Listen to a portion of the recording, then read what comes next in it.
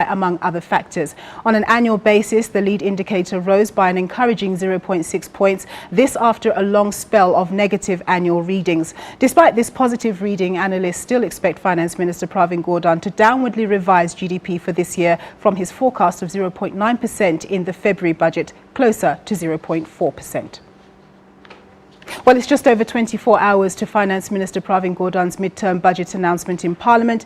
He's expected to announce a lower than expected revenue target. Dismal economic growth this year would see companies and individuals contributing less to state coffers through taxes. However, analysts say it's unlikely that the minister will hint about any major tax hikes. Although the finance minister will not be announcing any new taxes in the medium term, the lack of economic growth remains the biggest challenge facing revenue.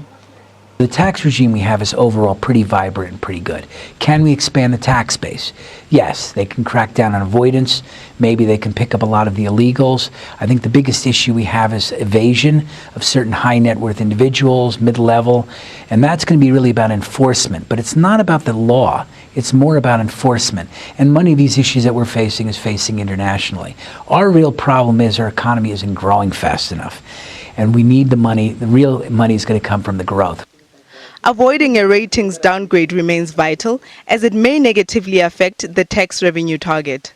A downgrade to junk status simply means that the borrowing cost of government will increase sharply. And what does that mean to the men on the street? So first thing that happens is, because state-owned entities and the government are now borrowing at a higher cost, there's always a risk that services delivered by state-owned entities are going to increase sharply. So there's an inflationary aspect.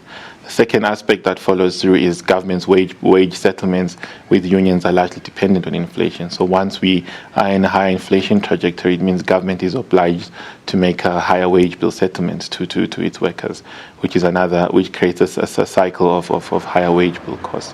So basically, because the tax base is becoming increasingly fragile, if we are downgraded, that means our ability to collect tax revenues buoyantly becomes increasingly under question.